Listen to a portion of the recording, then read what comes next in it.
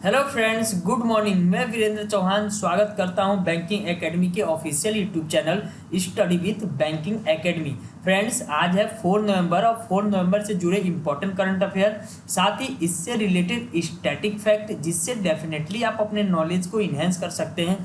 साथ ही इसका पीडीएफ फाइल इस वीडियो के डिस्क्रिप्शन बॉक्स में आपको मिल जाएगा। चलते हैं पहले क्वेश्चन पे। Recently India first solar power miniature train launch in which state? हाल ही में भारत की पहली सौर संचालित ऊर्जा लघु रेलगाड़ी किस राज्य में शुरू की गई है?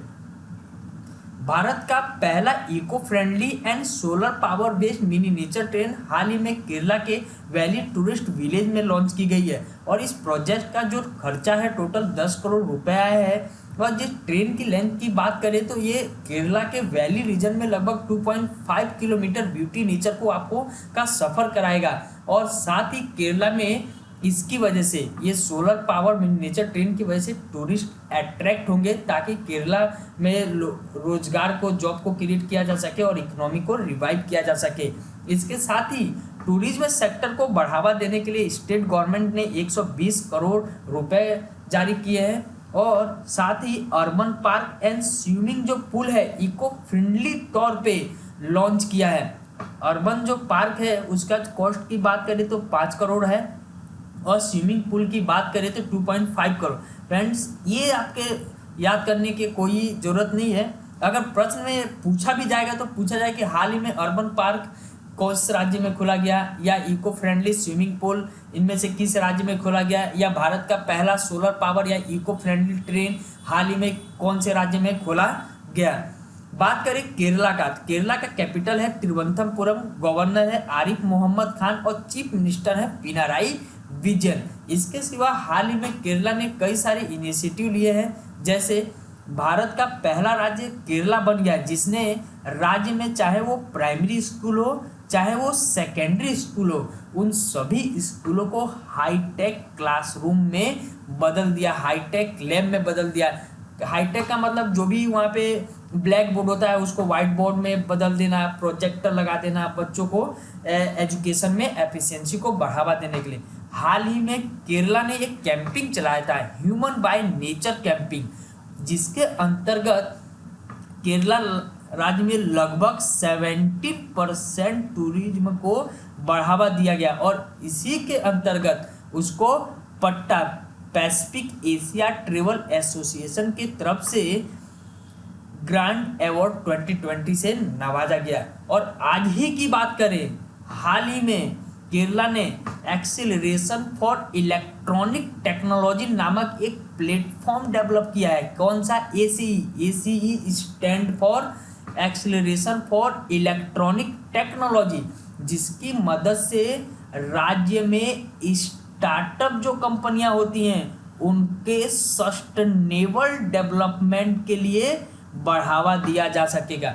और हाल ही में वुमेन एम्पावरमेंट को ध्यान में रखते हुए केरला भारत का पहला राज्य बन गया है जो कि first international women trade centre भी ओपन करने जा रहा है। और कुछ ही समय पहले यानी कि सितंबर या फिर अगस्त की बात करें तो केरला ने राज्य का पहला, भारत का नहीं, राज्य का पहला मरीन एम्बुलेंस लॉन्च किया था जिसका नाम क्या था? प्रतीक्षा। और ये कहाँ पे लॉन्च किया था? कोची में। अब केरला का थोड़ा बात आया है तो इसके कुछ नेचुरल पार्क हैं जिसको आप ध्यान रखें, इसलिए ये पढ़ते चले जा रहे हैं कि आप धीरे धीरे सुनने की हैबिट होगी तो ये ऑप्शन आता है जब आपके सामने एग्जाम में उसको जल्दी से आइडेंटिफाई कर पाएंगे। बात करें नेचुरल पार्क की तो एक पेरियार नेचुरल पार्क है और वो कहाँ पे है? केरला में। क्या? Periyar natural park. एक सेकंड की बात करें तो साइलेंट वैली नेचुरल पार्क, ये भी कहाँ है? कौन सा? साइलेंट वैली नेचुरल पार्क, ये भी कहाँ पे है? केरला में। साथ ही बात करें एक और इम्पोर्टेंट है, एक एराविकुलम नेचुरल पार्क। क्या? एराविकुलम नेचुरल पार्क, ये भी कहाँ है? केरला में है। अब प्रश्न नंबर 1 की बात करें तो भारत का पहला इको फ्रेंडली ट्रेन कहाँ पे लॉन्च किया है? तो सही जवाब है डी, केरला में। Recently, Shri Kiren Rijiju virtual inaugurated Sport Authority of India new regional center in which state? हाल ही में जो स्पोर्ट मिनिस्टर किरण रिजिजू हैं, इन्होंने वर्चुअल माध्यम से SAI sport authority of India का रीजनल सेंटर इनमें से किस राज्य में खोला है? Union minister of youth affair and sport minister Shri Kiren Rijiju ने वर्चुअल माध्यम से स्पोर्ट अथॉरिटी ऑफ इंडिया का एक नया रीजनल सेंटर पंजाब के जीराकापुर में खोला है। कहाँ पे खोला है? जीराकापुर में खोला है। और इसके साथ ही टोटल रीजनल सेंटर की बात करें तो 11 हो गए, और नॉर्थ की बात करें तो पटियाला एंड सोनीपत के बाद ये पंजाब के जीराकापुर में ये तीसरा स्पोर्ट अथॉरिटी ऑफ इंडिया का रीजनल सेंटर हो गया है। इससे बेनिफिट क्या होगा कि स्पोर्ट के क्षेत्र में रुचि रखने वाले, चाहे वो स्टूडेंट हो चाहे कोई युवा हो, इससे वर्ल्ड क्लास ट्रेनिंग फैसिलिटी पा सकते हैं और भारत को स्पोर्ट के क्षेत्र में, खेल के क्षेत्र में आगे बढ़ा सकते हैं। बात करें किरण रिजिजू तो इनकी कंस्टिट्यूएंसी कहाँ है? अरुणाचल प्रदेश के अरुणाचल वेस्ट पार्लियामेंट से क्या करते हैं? खड़े होते हैं। जब भी किसी मिनिस्टर का नाम आए तो आपको उसकी कॉन्स्टिट्यूएंसी हमेशा याद करके रखनी है, और वो मिनिस्टर किस मिनिस्ट्री से बिलोंग करता है ये भी ध्यान में रखना है। तो इसके साथ ही स्पोर्ट अथॉरिटी ऑफ इंडिया के कितने रीजनल सेंटर हो गए? तो जवाब है 11। नया कहाँ खोला? तो पंजाब के जीराकापुर में खोला है। साथ ही बात करें पंजाब का, तो पंजाब का जो कैपिटल हो चंडीगढ़ है, गवर्नर है VP सिंह बदनौर और चीफ मिनिस्टर है अरविंदर सिंह। हाल ही में पंजाब सरकार के फॉरेस्ट डिपार्टमेंट ने आई रखवाली नाम का एक कैंपिंग चलाया था। इसके अंतर्गत इको फ्रेंडली तौर पे काम किए जा रहे थे, जैसे कि ये पेड़ अगर लगाया है तो उसकी देखभाल करना, या फिर कोई प्रोजेक्ट चल रहा है तो उसकी निगरानी करना। उसके साथ ही पंजाब का एक IIT है, IIT रोपर, और उसने एक सैनिटाइज डिवाइस बनाया था जिसका नाम है UV सेफ नाम का। अच्छा, IIT रोपर का नाम आया तो IIT रोपर ने भी तो एक और काम किया है, जैसे रोशनी ऐप लॉन्च किया है। इसके रोशनी ऐप के अंतर्गत जो भी ब्लाइंड पर्सन है वो क्या कर सकते हैं? इसके ऐप के माध्यम से जो भी नोट होती है उनकी पहचान कर सकते हैं। तो अगर इस प्रश्न का सही जवाब पूछे किस राज्य में अभी रीजनल सेंटर खोला गया स्पोर्ट अथॉरिटी ऑफ इंडिया का, तो जवाब है Punjab. Who has approve acquisition of general insurance business of Bharti AXA general insurance company limited by ICICI Lombard general insurance company limited? इनमें से किस संस्था ने ICICI लोम्बार्ड जनरल इंश्योरेंस को एक्सा जनरल इंश्योरेंस कंपनी के अधिग्रहण का परमिशन दे दिया है? आपको बताना है कि फाइनेंस मिनिस्ट्री या कॉर्पोरेट अफेयर है, या अपॉइंटमेंट कमिटी ऑफ कैबिनेट है, या फिर competition commission of India. Competition commission of India यानी कि CCI, बैंक में के एग्जाम में इसका फुल फॉर्म काफ़ी इंपॉर्टेंट हो सकता है कि भाई CCI स्टैंड फॉर। तो कंपटीशन कमीशन ऑफ इंडिया ने हाल ही में ICICI लोम्बार्ड जनरल इंश्योरेंस को परमिशन दे दिया है कि वो जनरल इंश्योरेंस के क्षेत्र में काम करने वाली भारतीय एक्जा जनरल इंश्योरेंस कंपनी का क्या करने जा रहा है? अधिग्रहण, यानी कि अपने में मर्ज करने जा रहा है, मिलाने जा रहा है। और इसका सारा जो रेगुलेशन का काम देखेगा वो कौन देखेगा? ICICI लोम्बार्ड देखेगा। अगर बात करें हर एक प्रकार की इंश्योरेंस कंपनी वो किसके साथ रजिस्टर होती है? IRDAI। जैसे अगर बैंक के क्षेत्र में पूछा जाए कि भाई बैंक का रेगुलेशन कौन करता है, तो बहुत आसान से RBI करता है। उसी तरह इंश्योरेंस के क्षेत्र में IRDAI stand for insurance regulatory and development authority of India. अब बात करें इसका हेडक्वार्टर की, तो इसका हेडक्वार्टर कहाँ पे है? हैदराबाद में है। और इसके जो प्रेजेंट में चेयरमैन हैं वो कौन है? सुभाष चंद्र खुंतिया है। कौन है? सुभाष चंद्र खुंतिया। 1999 में इसका एक्ट है और 2000 से ये काम कर रहा है, IRDAI। अब बात करते हैं competition commission of India. Competition commission of India से पहले एक दूसरी बॉडी थी जो भारत में मोनोपोली का मतलब कि किसी एक सिंगल पर्सन का मार्केट पे कब्जा तो नहीं हो गया है, उसको देखना है। कहीं ये मनमानी तरीके से प्रोडक्ट के प्राइस को महंगा करके तो नहीं बेच रहा है, डुप्लीकेट तरीके से काम तो नहीं कर रहा है, ये बोर्ड ऑफ डायरेक्टर में जो इसके लोग हैं वो इसके अनुसार ही तो काम नहीं कर रहा है। तो इससे पहले monopoly and restrictive trade practice act 1969 था और इसमें कुछ खामियां थी, तो इसको रिप्लेस करके कंपटीशन कमीशन एक्ट 2002 लाया गया है और यह 2003 से काम करने लगा, जिसका अगर हेडक्वार्टर की बात करें तो न्यू दिल्ली में है। और कंपटीशन कमीशन ऑफ इंडिया के अगर चेयरमैन की बात करें तो कौन है? अशोक गुप्ता। ध्यान रखेंगे, सीसीआई ने मर्जर का अप्रूवल दिया है। तो अगर प्रश्न का सही जवाब की बात करें तो D, competition commission of India. The 13th edition of India to 2020 will be held from 3 to 7 February 2021 in which of the following state? Arrow India 2021 का 13वां संस्करण 3 से 7 फरवरी 2021 में निम्नलिखित में से किस राज्य में आयोजित किया जाएगा? एरो स्पेस के क्षेत्र में इनोवेशन को, रिसर्च को बढ़ावा देने के लिए 13th एडिशन एरो इंडिया 2020 का मेजबानी कर्नाटका करेगा और कर्नाटका में बेंगलोर के येलाहंका में किया जाएगा, एयरफोर्स स्टेशन पे। अब ये न्यूज़ अप्रैल में ही आ गया था, सरकार ने इसका अनाउंसमेंट कब कर दिया था? अप्रैल में ही कर दिया था, लेकिन अभी ये फिलहाल न्यूज़ में इसलिए आया है क्योंकि जो लोग भी इसमें पार्टिसिपेशन करना चाहते हैं वो एरो इंडिया 2021 के वेबसाइट पे जाके खुद का रजिस्ट्रेशन करवा सकते हैं कि हम यहाँ पे पार्टिसिपेशन करने वाले हैं, और इस पार्टिसिपेशन के माध्यम से वो अपने इंफॉर्मेशन को, आइडिया को, डेवलपमेंट को एविएशन के क्षेत्र में आगे बढ़ा सकते हैं, यूनिक अपॉर्चुनिटी को क्रिएट कर सकते हैं। और सरकार ने ये भी आशा जताया है कि जो ये 2021 में 13वां संस्करण हो रहा है एरो इंडिया का, इसमें लगभग 500 कंपनियां पार्टिसिपेट करेंगी और इसकी जो मेजबानी करेगा वो defence exhibition organisation ministry of defence के अंतर्गत किया जाएगा। इस बार की जो 2019 की बात करें तो इसकी मेजबानी किसने किया था? Hindustan aeronautics limited. अब आया है कर्नाटका की बात। तो कर्नाटका की अगर बात किया जाए तो इसका जो कैपिटल है वो कहाँ पे है? बेंगलोर में है।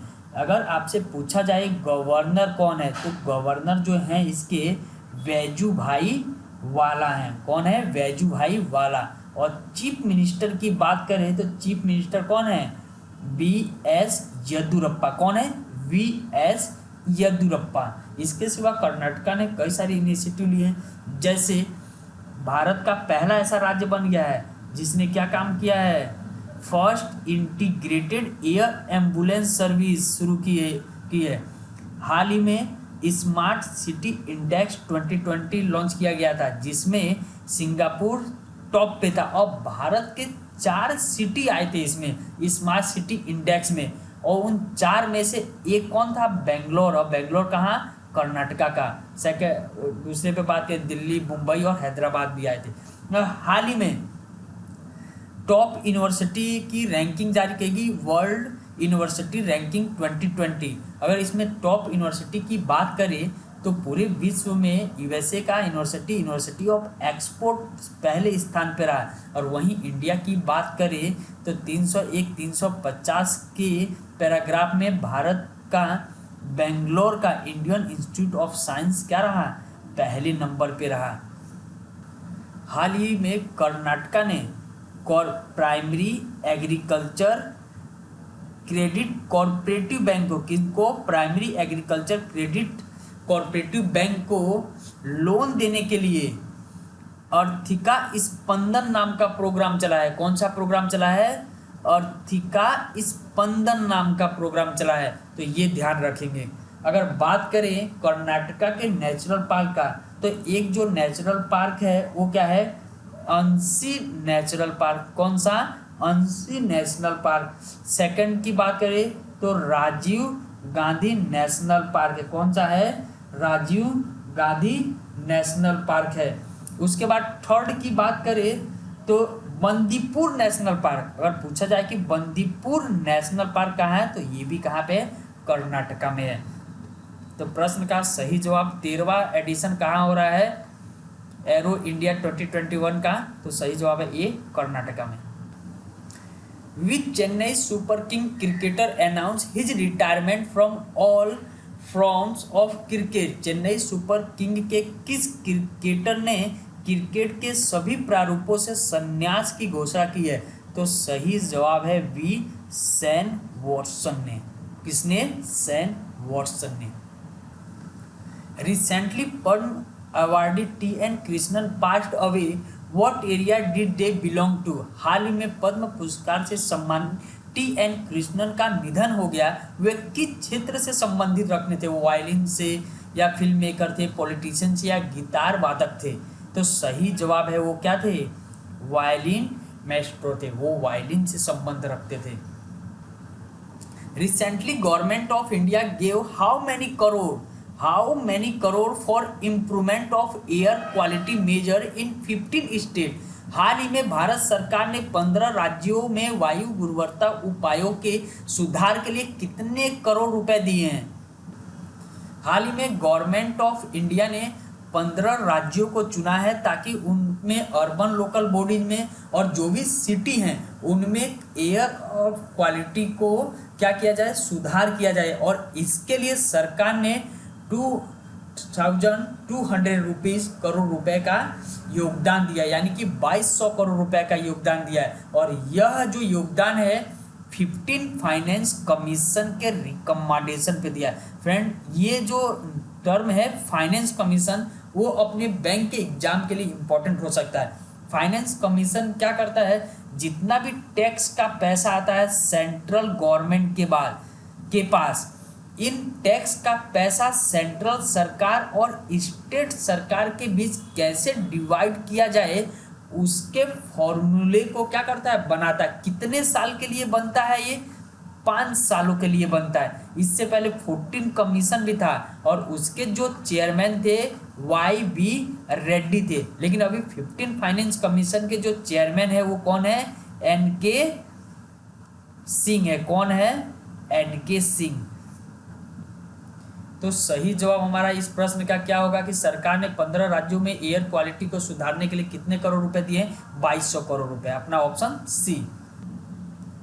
Which armed force has developed a messaging application named Secure Application for Internet, यानी कि SAI।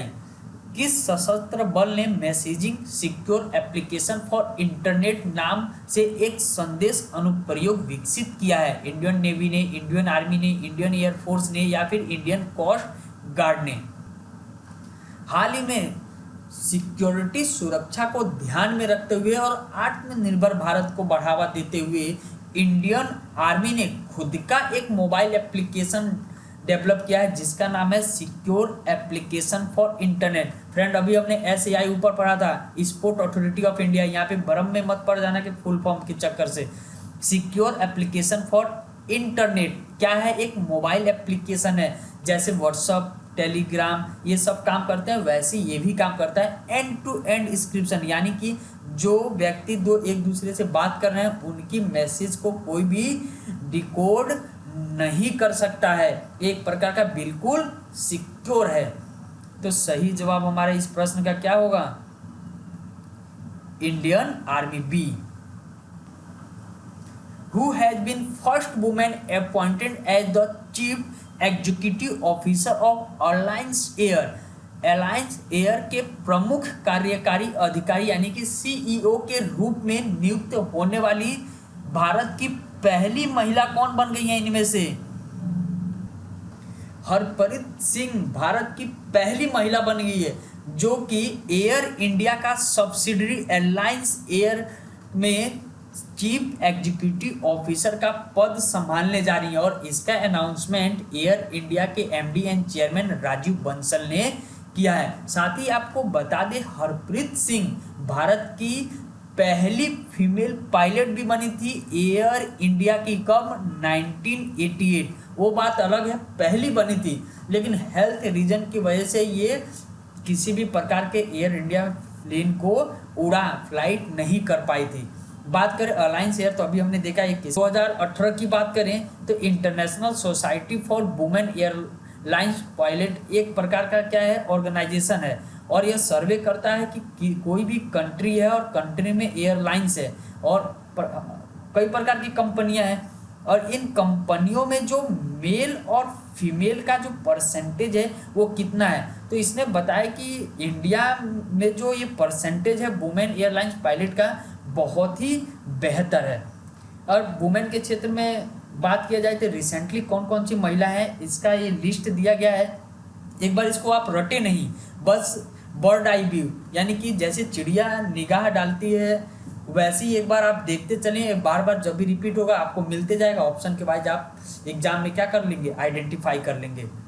तो सही जवाब अगर हम इस प्रश्न का बात करें कि पहली सीईओ कौन बनी है अलायंस एयर की, तो बी हरप्रीत सिंह बनी है।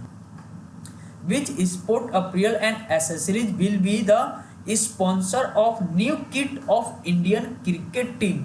कौन से स्पोर्ट अपीयल और एसेसरीज ने भारतीय क्रिकेट टीम की नई किट के प्रयोजक होंगे। MPL sport, Jio, Unacademy या बैजूस।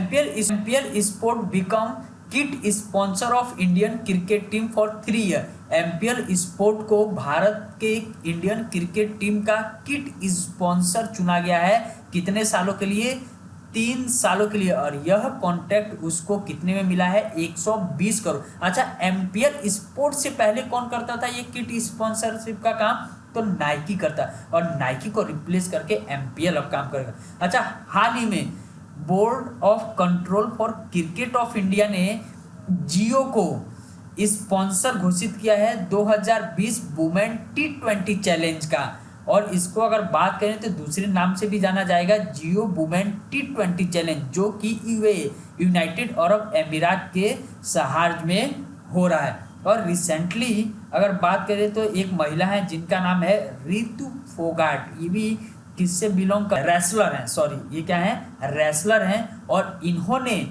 सिंगापुर में मिक्स मार्शल आर्ट का क्या जीता है, किताब जीता है, और ये किताब जो है लगातार तीसरी बार इन्होंने जीता है। किन्होंने, रितु फोगाट, किस क्षेत्र से, बॉक्सिंग से नहीं, रेसलर से बिलोंग करती हैं। तो सही जवाब अगर बात करें कि sport apparel and accessory will be sponsor of new kit of Indian cricket का, तो कौन होगा, एमपीएल स्पोर्ट होगा, किसको रिप्लेस करके, नाइकी को। Who has been elected as the new president of Inter-Parliamentary Union (IPU) for the period of 2020 to 2023? किसे 2020-2023 की अवधि के लिए अंतर संसदीय संघ के नए अध्यक्ष के रूप में चुना गया है। हाल ही में IPU यानी कि इंटर पार्लियामेंट्री यूनियन की वर्चुअल माध्यम से, और इसमें हमारी लोकसभा के जो स्पीकर हैं ओम बिरला, इन्होंने पार्टिसिपेट किया था, और इसके प्रेसिडेंट का चुनाव चल रहा था, और फाइनली इसके प्रेसिडेंट 3 सालों के लिए 2020 से 2023 के लिए चुन लिए गए हैं, और जिनका नाम है क्या है, डोर्टेज पोचेको, और ये कहाँ के हैं, पोर्टुगल के। क्या नाम है फ्रेंड्स, डोर्टेज पोचेको, पोचेको कहाँ के हैं, पोर्टुगल। अब पोर्टुगल का जो नाम है, अब इसमें आपको ध्यान रखना है अपने एग्जाम के लिए कि जो इसका जो कैपिटल है, और वो कैपिटल क्या है, लिस्बन है, और करेंसी की बात करें तो क्या है, यूरो है, क्या है, यूरो है। अब बात करें आईपीयू क्या है, इंटर पार्लियामेंट यूनियन, यह 1889 से काम कर रहा है। ये सभी कंट्रियाँ जो भी इसके मेंबर है, लगभग 179 के आसपास इसके मेंबर है, उन सभी कंट्रियों के साथ एक प्रकार का इंटर मिनिस्ट्रियल बैठक करता है, ताकि वो अपने कंट्री में डेमोक्रेसी को क्या कर सके, बढ़ावा दे सके, साथ ही अकाउंटेबिलिटी को, कॉरपोरेशन को, और बिल्कुल पारदर्शिता रहित इलेक्शन को बढ़ावा दिया सके। इसका प्रेजेंट में हेडक्वार्टर की बात करें तो स्विट्जरलैंड के जिनेवा शहर में क्या है, इसका हेडक्वार्टर है। और इसके आईपीयू के प्रेसिडेंट की बात करें तो गैब्रिएला, क्या है, Gabriela Cuevas Barron, Gabriela Cuevas Barron है। आईपीओ किस क्षेत्र में, तो पारदर्शिता, इलेक्शन को बढ़ावा देने के लिए एक कई सारे कंट्रियों का ऑर्गेनाइजेशन, और इसी के जो अभी प्रेसिडेंट चुने गए हैं पोर्टुगल से बिलोंग करते हैं, उनका नाम क्या है, डॉर्टे पोचेको। तो सही जवाब हमारा इस प्रश्न का क्या होगा, ए होगा। वन लाइनर अगर करंट अफेयर की बात करें तो हाल ही में यूनियन गवर्नमेंट ने emergency credit link guarantee scheme को 1 महीने के लिए एक्सटेंड कर दिया। इसका जो डेट था वो 31 अक्टूबर को ख़त्म हो रहा था, लेकिन सरकार ने देश में इकोनॉमिक स्लोडाउन को देखते हुए एमएसएमई की मदद करने के लिए, या माइक्रो स्मॉल मीडियम की बात करें, या फिर माइक्रो फाइनेंशियल इंस्टीट्यूशन या फिर एनबीएफसी को बढ़ावा देने के लिए इस स्कीम को 1 महीने के लिए एक्सटेंड कर दिया। अब इसकी जो डेट खत्म होगी कब होगी, 30 नवंबर को। और इस स्कीम के अंतर्गत एमएसएमई सेक्टर को या माइक्रो फाइनेंशियल इंस्टीट्यूशन को या फिर एनबीएफसी को कितने लाख करोड़ रुपए लोन बांटे जाएंगे, 3 लाख करोड़। अब फ्रेंड ये करता क्या है, अब नाम से ही मालूम पड़ रहा है, इमरजेंसी क्रेडिट लाइन गारंटी। यह क्या करता है, गारंटी लेता है। आप समझते हैं, कोई भी एमएसएमई कंपनी है और उसको अपने बिजनेस को चलाने के लिए लोन चाहिए, और लोन लेने के लिए उसको किसी ना किसी प्रकार का कोलेटरल सिक्योरिटी की, आप सभी जानते हैं अगर आपको लोन चाहिए तो घर का पेपर या कुछ सिक्योरिटी के तौर पे बैंकों के पास रखना पड़ता है, ताकि गारंटी रहे अगर आप भाग जाएं तो इस सिक्योरिटी का सेल करके अपना पैसा रिकवर करें। लेकिन किसी के पास अभी ये सिक्योरिटी किसी प्रकार की है नहीं, पैसा इकोनॉमिक में सर्कुलेट हो नहीं रहा है, तो सरकार ने मई में ये स्कीम को लॉन्च किया कि अगर कोई एमएसएमई सेक्टर किसी भी बैंक से लोन लेता है और वो बैंक को चुका नहीं पाता है, तो इस स्कीम के अंतर्गत, स्कीम क्या है, emergency credit line guarantee scheme के अंतर्गत उस एमएसएमई के तौर पे बैंक को सारा पैसा कौन चुकाएगा, गवर्नमेंट ऑफ इंडिया। यानी कि अगर उसने 100 रुपये लोन लिया है, अगर 100 रुपये एमएसएमई पे नहीं कर पा रहा है, तो 100% जो पैसा होगा सरकार अपने तरफ से चुकाएगी। किस स्कीम के अंतर्गत, ECLGS। अब फ्रेंड यहाँ पे बात करें तो इसकी गारंटी कौन लेता, अब ये काम करता है भारत सरकार का एक फंड है जिसका नाम है national credit guarantee trust company limited, NCGTCL, national credit guarantee trust company limited इसको पैसा देगी, और इस स्कीम के अंतर्गत भारत सरकार उसको पे करेगा। इस स्कीम के अंतर्गत कौन कौन लोग कवर हो, 50 करोड़ तक के लोग जो थे जिनका पहले से लोन लिया था और उन्होंने पे नहीं किया था, लेकिन उनका एनपीए नहीं हुआ था, उन लोगों को भी स्कीम के अंतर्गत कवर किया है। अगर इंटरेस्ट रेट की बात करें तो बैंकों के लिए, जो एनबीएफसी कंपनियों के लिए जो ये लोन का पैसा होगा, क्या होगा, 9.25% पे दिया जाएगा। वहीं फाइनेंशियल इंस्टीट्यूट की बात करें तो उनको 14% इंटरेस्ट रेट पे किया जाएगा। नेक्स्ट देखते हैं, भारत सरकार ने मिशन सागर एक प्रोग्राम चलाया था, और इसी मिशन सागर का 2nd एडिशन अभी चल रहा है, और इसके अंतर्गत हाल ही में कोरोना वायरस के दौर में सूडान को भारत ने मदद की है, और उसको लगभग 100 टन फूड सप्लाई क्या किया है, भेजा है। और इस 100 टन फूड सप्लाई को भारत के किस एयरक्राफ्ट कह रहे हैं शिप में लेके गया है, तो विराट ने, किसने, INS विराट। पहला अगर बात करें मिशन सागर का तो ये मई जून में चला था। मालदीव की, मॉरिशस की, सेशल की, मेडागास्कर की, कोमोरोस की, इन सभी कंट्रियों को उन्होंने फूड सप्लाई भारत की तरफ से भेजा गया था। हाल ही में अभी किस कंट्री को भेजा गया है, तो सूडान को भेजा गया है, ध्यान में रखेंगे। उसके बाद नेक्स्ट देखते हैं, एक मलाबार नेवल एक्सरसाइज प्रश्न दे देता है कि मलाबार किस प्रकार का एक्सरसाइज है, आर्मी एक्सरसाइज है, एयरफोर्स है या नेवल, तो एक नेवल एक्सरसाइज है, और इसका 24वां संस्करण 3 नवंबर से शुरू होकर 6 नवंबर को खत्म होगा। कहाँ पे हो रहा है? विशाखापट्टनम। और एक पहली बार ऐसा हो रहा है कि क्वाड कंट्री क्या ले रही है इसमें पार्टिसिपेट? कौन कौन? देखो, यूनाइटेड स्टेट का नेवी, जापान का, रॉयल ऑस्ट्रेलिया का और इंडियन नेवी इसमें पार्टिसिपेट कर रहा है। उसके बाद नेक्स्ट अगर बात करें तो हाल ही में भारत सरकार ने 15 राज्यों को चुना है। किसके लिए?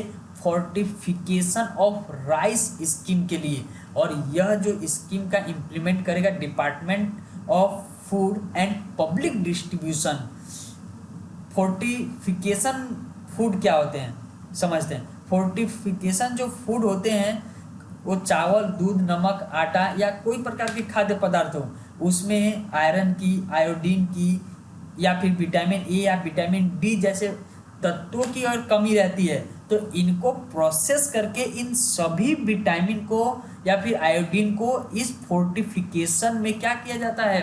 प्रोडक्ट में मिक्स किया जाता है, ताकि जो भी देश में न्यूट्रिशन या फिर माल न्यूट्रिशन की जो कमी है उनको फुलफिल किया जाए। और इस स्कीम को 3 सालों के लिए इम्प्लीट किया जाएगा और लोगों को फोर्टिफाइड फूड को दिया जाए। अभी किस प्रोडक्ट के लिए? तो राइस के लिए। कितने राज्यों को चुना है सरकार ने? तो 15 राज्यों को चुना है। फसाई के अंतर्गत food safety and standard authority of India के अनुसार भारत में 70% ऐसे लोग हैं जिनमें विटामिन और आयरन एक खनिज की क्या है? कमी है। और लगभग 70% स्कूल पूर्व बच्चे हैं जिनमें आयरन की क्या है? कमी है। तो इन सभी कमियों को सरकार क्या करना चाहती है? फुलफिल करना चाहती है, दूर करना चाहती है, ताकि जो भी हमारे देश में कुपोषण की समस्या है, स्टंटिंग की, वेस्टिंग की समस्या है, उसको दूर किया जाए। और इसके लिए सरकार ने 174.6 करोड़ रुपए क्या किए हैं? जारी किए हैं। नेक्स्ट देखते हैं, वेस्ट बंगाल में भारत का पहला टायर पार्क खोला गया है। कहाँ पे? वेस्ट बंगाल में। वेस्ट बंगाल का अगर कैपिटल की बात करें तो कोलकाता है। गवर्नर है जगदीप धनखड़ और सीएम है ममता बनर्जी। और हाल ही में सेकंड न्यूज अगर यहाँ पे बात करें इस स्लाइड में, तो हर्षवर्धन और संजय धोत्रे ने डिपार्टमेंट ऑफ पोस्ट का स्पेशल कवर जारी किया है। किसके? गोल्डन जुबली पे। डिपार्टमेंट ऑफ साइंस टेक्नोलॉजी का क्या था? गोल्डन जुबली था। और इसी का स्पेशल पोस्ट कॉमेमोरेटिव जारी किया है। सो फ्रेंड, ये इंपॉर्टेंट करंट अफेयर। मुझे आशा है कि आप लोगों ने बहुत सारी न्यू थिंग्स सीखा होगा। अगर आपको ये वीडियो पसंद आए तो इसको लाइक एंड सब्सक्राइब जरूर करें। साथ ही किसी प्रकार का आपके पास क्वेश्चन हो तो आप कमेंट के माध्यम से जरूर पूछें, चाहे वो करंट अफेयर का हो या फिर इकोनॉमी या फिर बैंकिंग एंड फाइनेंस से रिलेटेड हो। Thank you for watching.